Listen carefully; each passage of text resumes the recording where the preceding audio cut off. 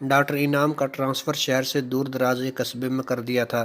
Centre ہونے کی وجہ سے قصبے میں ہسپتال کا عملہ اس کی بہت عزت کرتا تھا۔ وہ خود بھی اچھی عادت کا مالک تھا۔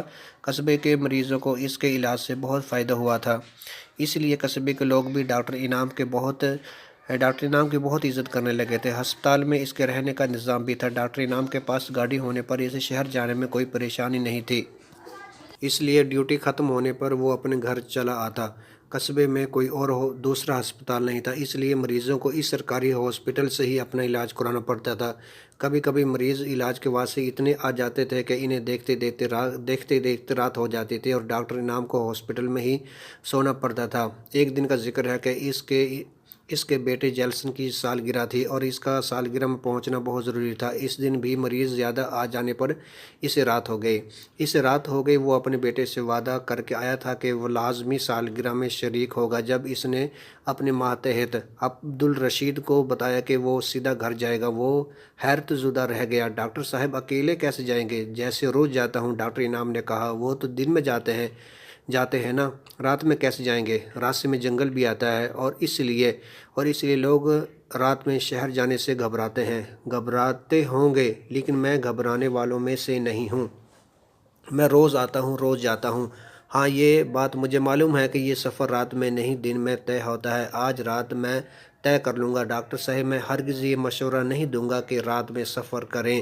میں رک جاتا لیکن آج میرے بیٹے کی سالگرہ ہے، اس لیے میرا گھر پہنچنا بہت ضروری ہے، ورنہ وہ مجھ سے ناراض ہو جائے گا۔ ایسی بات تھی تو آج جلدی گھر نکل جائیں۔ میں گھر سے نکلتے ہوئے یہ سوچ کر آیا تھا، چاہے کچھ بھی ہو، میں ہر حالت میں جلدی ہسپتال سے نکل جاؤں گا۔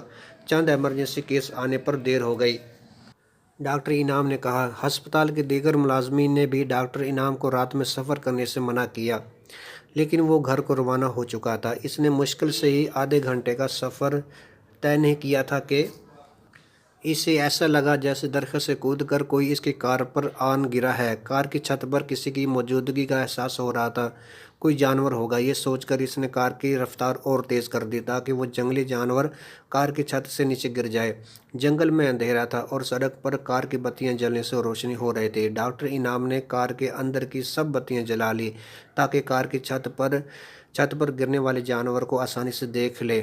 ابھی تک وہ جانور نہیں گرا تھا کہ اچانک ایک خوفناک چہرے کی مالک خاتون نے کار کی چھت سے جھک کر اسے دیکھا۔ اس خاتون کو دیکھ کر ڈاکٹر انعام بری طرح سے خوف زدہ ہو گیا۔ کار بے قابو ہو گئی۔ اس کے باوجود وہ خاتون کار کی چھت پر ایسے قابض تھی جیسے اس نے کوئی مضبوط شے کو مضبوطی سے پکڑا ہوا ہو۔ ڈاکٹر انعام کی بوکھلاہٹ پر خاتون نے زوردار قہقہ لگایا جو سناٹے میں دور تک سنائی دیا۔ مجھ سے ڈرتا ہے؟ ڈرنا تجھ سے مجھے چاہیے، وہ بولی۔ ڈاکٹر انعام کی سمجھ میں نہیں آ رہا تھا کہ وہ اس موقع پر کیا کرے۔ اچانک اس خاتون نے سڑک پر چھلانگ لگائی اور تیزی سے دوڑتی ہوئی جنگل میں گھس گئی۔ اس کے جانے کے بعد ڈاکٹر نے سکون کا سانس لیا۔ اس کی سمجھ میں نہیں آ رہا تھا کہ وہ کیا بلا تھی، عورت تھی یا پھر واقعی کوئی بلا۔ بہرحال اس کی جان بچ گئی تھی، نہ جانے وہ اس کے ساتھ کیا سلوک کرتی۔ اس کا باقی سفر خوف کی حالت میں گزرا۔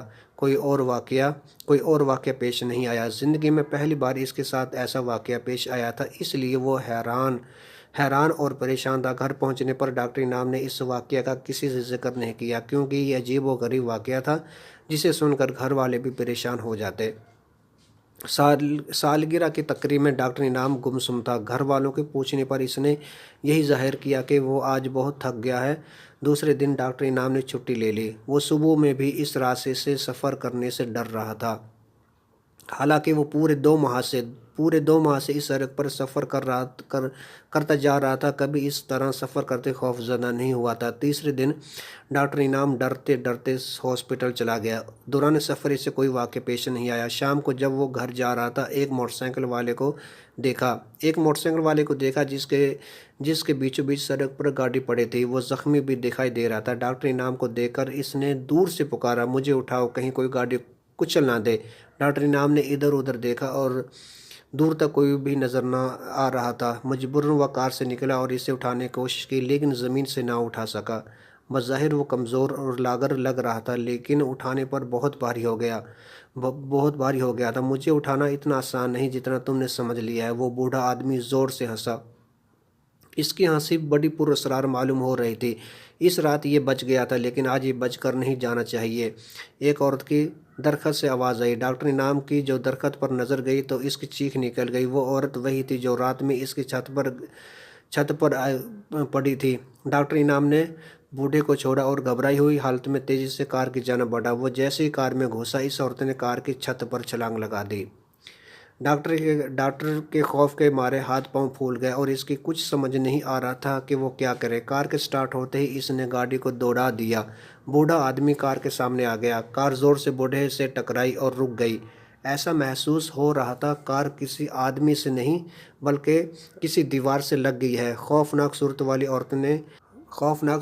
عورت نے کار کی اسکرین سے گھبرائے ہوئے ڈاکٹر انعام کو دیکھا تو گھبرایا ہوا مجھے بہت اچھا لگ رہا ہے، یہ کہتے ہوئے اس نے زوردار کہکا لگایا۔ ڈاکٹر انعام نے جیسے تیسے کار کو پھر سے سٹارٹ کیا اور جیسے ہی کار کو آگے بڑھایا وہ بوڑھا آدمی پھر کار کے سامنے آ گیا۔ اس بار ڈاکٹر انعام نے کار اس سے ٹکرانے کے بجائے دوسری طرف سے موڑ لی۔ وہ دوبارہ اس کے سامنے آتا ڈاکٹر انعام کار کو دوڑاتا ہوا بوڑھے آدمی کی پہنچ سے دور نکل گیا۔ وہ خوفناک قسم کی عورت ابھی تک چھت پر موجود تھی اور زور زور سے کہکے لگا رہی تھی۔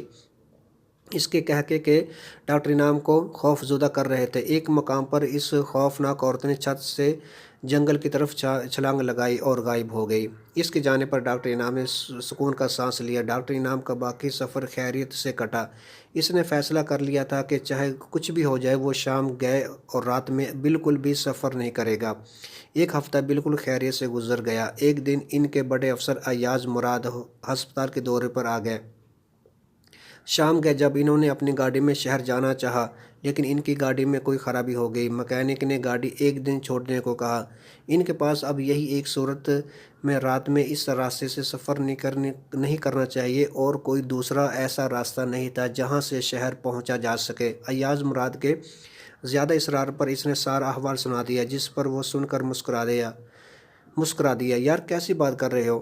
اس دور میں بھی جن بھوتوں پر یقین کرتے ہو؟ میں بھی پہلے ان باتوں پر یقین نہیں کرتا تھا لیکن اب میرے ساتھ ہونے والے واقعات پر یقین کرنے لگا ہوں۔ مجھے بہت شوق ہے جن بھوتوں سے ملاقات کرنے کا۔ آج اس بہانے میں بھی ان سے مل لوں گا، ایاز نے کہا۔ اپنے افسر کی بات سن کر ڈاکٹر انعام کا چہرہ فک ہو گیا۔ وہ جانتا تھا کہ افسر ایاز بہت ضدی قسم کا آدمی ہے، اس لیے نہ چاہتے ہوئے بھی وہ اپنے کار میں اپنے افسر کو ساتھ لے جانے پر راضی ہو گیا۔ کار سٹارٹ ہونے پر ایاز نے مسکراتے ہوئے ڈاکٹر انعام کی طرف دیکھا۔ میں تمہارے ساتھ ہوں، کچھ نہیں ہوگا، گھبرانے کی بالکل ضرورت نہیں ہے۔ ڈاکٹر انعام نے کچھ نہیں کہا اور خاموشی سے گردن ہلا کر رہ گیا۔ افسر ایاز مراد بہت باتونی قسم کا انسان تھا، اس لیے وہ مسلسل بول رہا تھا اور ڈاکٹر انعام ہاں ہوں کر رہا تھا۔ اس کا ذہن آگے کے راستے کے بارے میں سوچ رہا تھا کہ دیکھو آج کیا ہوتا ہے۔ وہ مقام آ ہی گیا جہاں اسے وہ خوفناک چہرے کی خاتون اسے ڈرایا کرتی تھی۔ ڈاکٹر انعام سڑک کے دونوں طرف دیکھ رہا تھا۔ کار چلتے چلتے اچانک رک گئی۔ ڈاکٹر انعام ڈرتے ڈرتے کار سے نیچے اترا اور ایاز بھی نیچے اتر آیا۔ پہلے ادھر ادھر دیکھا اور کار کا انجن دیکھنے لگا۔ دیکھو ابھی تک راستے میں کسی جن بھوت سے ہماری ملاقات نہیں ہو سکی ہے۔ افسر ایاز نے کہا۔ یہ تو بہت اچھی بات ہے، ڈاکٹر انعام نے کہا۔ ایک دفعہ وہ میرے پاس آ جائے، وہ جن بھوت آ جائے، میں ان کو ایسا سبق سکھاؤں گا کہ پھر کسی انسان کو تنگ کرنا بہت دور کی بات نظر بھی نہیں آئیں گے۔ افسر ایاز نے ہنستے ہوئے کہا۔ اچانک اس کے گال پر زوردار تھپڑ پڑا۔ اس نے گھبرا کر ادھر ادھر دیکھا لیکن وہاں اس کے نزدیک کوئی بھی نہیں تھا۔ اس کے دوسرے گال پر زوردار تھپڑ پڑا۔ تھپڑ اتنے زور کا تھا کہ وہ اپنی جگہ سے ہل کر رہ گیا۔ ایاز سنبھل بھی نہیں پایا تھا کہ کئی تھپڑ اس کے دونوں گالوں پر لگے۔ وہ گھبرا کر جلدی سے کار میں جا کر بیٹھ گیا۔ اس کی سیٹی گم ہو گئی تھی، وہ ہنسنا بھول گیا تھا۔ کار کے انجن کی خرابی دور ہو جانے پر ڈاکٹر انعام کار میں آیا اور وہ ایاز کے گالوں پر سرخ رنگ کے انگلیوں کے نشانات دیکھ کر چونکا۔ سر یہ کیا ہے؟ اس نے پوچھا۔ تم جلدی سے کار کو دوڑاؤ، ایاز نے کہا۔ کار کے چلنے پر انہیں پیچھے سے کہکوں کی گونجنے کی آوازیں آنے لگیں۔ ایسا لگ رہا تھا کہ کئی عورتیں اور مرد زور سے کہکے لگا رہے ہوں۔ سر میں اس لیے رات میں سفر کرنے سے منع کر رہا تھا۔ اس قصبے کے لوگ بھی رات میں سفر نہیں کرتے، اس کی وجہ آسیب ہیں۔ ہاں وہ بہت اچھا کرتے ہیں، واقعی رات کا سفر بہت خطرناک ثابت ہو سکتا ہے۔ دوسرے دن ڈاکٹر انعام نے اپنے افسر ایاز سے خیریت دریافت کرنے کو فون کیا۔ سر کیسی طبیعت ہے؟ مجھے رات سے سخت بخار ہے۔